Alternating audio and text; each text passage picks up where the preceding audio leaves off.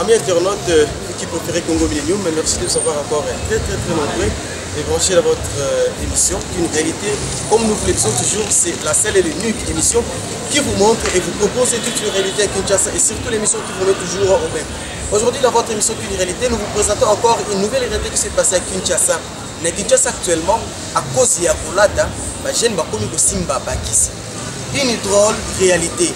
Jeune garçon, dans une bonne famille de bonne réputation, bakeka ka ko simba kisi pour la Kolada. Ake ko simba kisi pour comme un grand sapeur, ake ko simba kisi pour makamba Kolada to sakaye. Ça a étonné tout le monde. C'est vrai que Lélo a passé l'émission à Bido, il n'y a qu'une réalité. À l'Ouest, a passé un message de Venaye. Et surtout que c'est un jeune, bien que tous ces bébés, mais il continue toujours à vivre avec les gens parce que c'est la vie qu'il aimait avant François Liboma. Nous vous laissons suivre cette émission et puis nous allons revenir après. Mais avant tout, de passer le micro pour souhaiter la machine à notre cher monteur Teddy Messezalo. J'aimerais d'abord dédier cette belle émission à celui qu'on appelle les mannequins de l'Irlande, l'homme à Gianni Versace, le vieux Desingo, Désiré Kiangebeni. Et pourquoi pas dédier cette belle émission à celui qu'on appelle les monuments allemands. Louis, c'est le vieux Lynx Longelo Yepundese. Suivons cet élément pour nous allons revenir après avec Teddy Messezalo. Comment on a beau le tendance, c'est pas parce que moi, on a Narcosia. Bodi le tendance, Bodi Samona, il y a un simbi makambu ya sabi koto ezangi. Nga bena mama bilamba eza ya bota pona na ba kupa ya bilamba mo timi kili ya jean mo ya mystique fort ya Louis Boutin. Nicolas avec ce costume à demi Dakar ya one bouton. Mola maman na yo, etalio. Nasi jean à Louis Boutin. Il y a comme des garçons à salopette, c'est un petit na simango so mona. Costume à demi Dakar, il y a un bouton bien la gomme.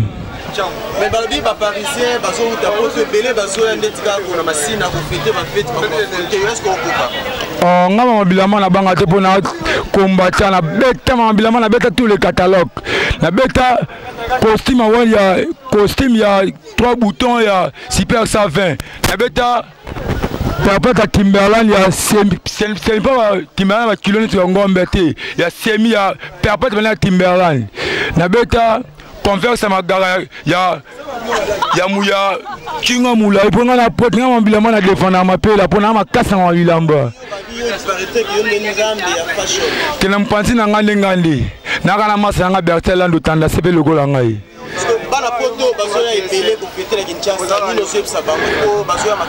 Baya makasi foda mutalo na nzeta baba banga ngote pona wakata ona nzete fera na machette na ma auto poso na ndinga lokilo nge oza bamba mucha za po déjà baya ki déjà na ye baya ki déjà mais ta pousse à tongo ni na la muki na tengo bien la gomme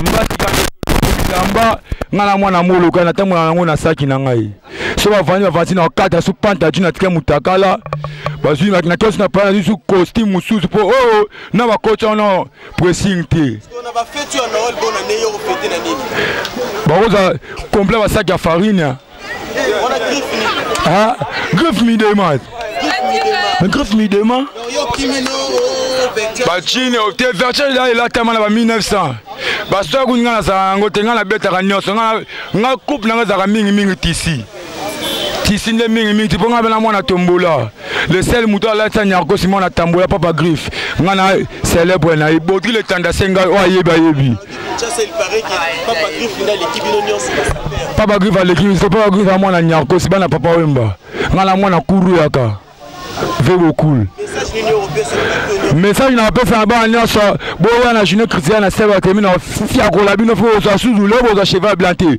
bo za mo koto mo bo ena posa nyama sko nyama nini mais oza religion ba ma bilamba e oza tu posa na mbetu osi na kama obimi obongisi obongi ponga na kolongulu mais na la gomme na otina na tel na kama na to poto ya lobe to ça oh, vous ça calme.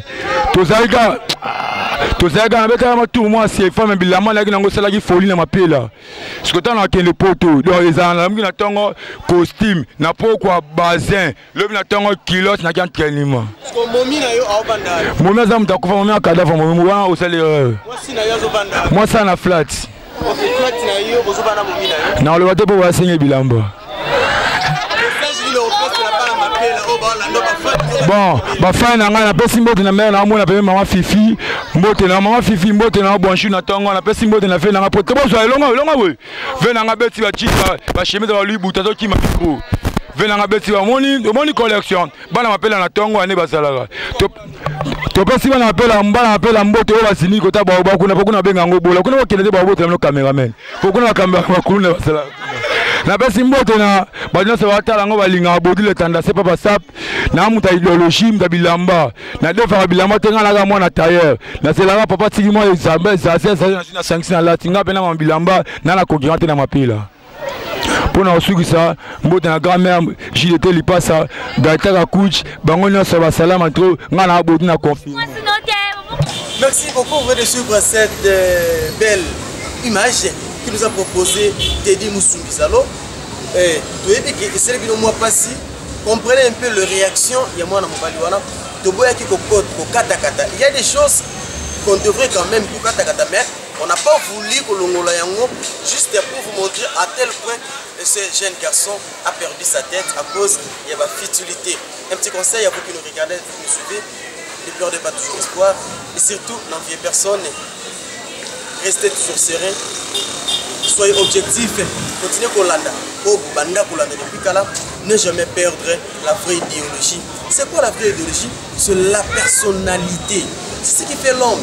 Quand ça sa perd, quand la désiré qui a ngébeni, quand la langue sur l'ongelo, ça ne vaut absolument rien.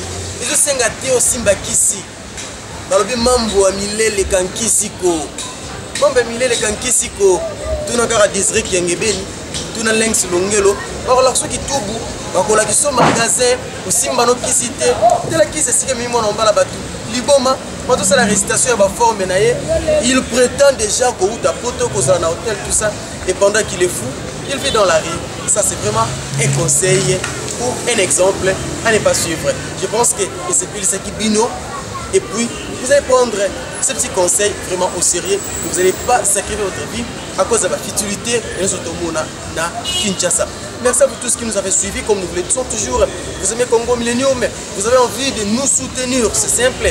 Entrez dans www.congo Millennium, cliquez sur j'aime, abonnez-vous à toutes nos émissions et vous aurez droit à toutes nos nouveautés sans payer un rond, sans une petite exigence. C'est simple. Entrez sur Congo Millennium, allez là où on a mentionné j'aime, aimez d'abord et puis revenez, vous trouverez quelque part, on a encore écrit abonné. Abonne-toi seulement, tu auras droit à tous nos éléments, à toutes nos émissions. Et on ne peut pas mettre fin à cette émission sans pourtant présenter nos meilleurs à tous ceux qui nous suivent. Vous avez été beaucoup nombreux depuis le début de l'année, depuis le 1er janvier 2015 jusqu'en ce jour au mois de décembre. Vous nous avez soutenus, vous nous avez prouvé en combien vous êtes la main, dans la main avec nous. Et pourquoi pas, de notre part, vous souhaitez innover le meilleur. Plein de succès, plein de réussites et surtout, aller plus loin, réaliser vos rêves.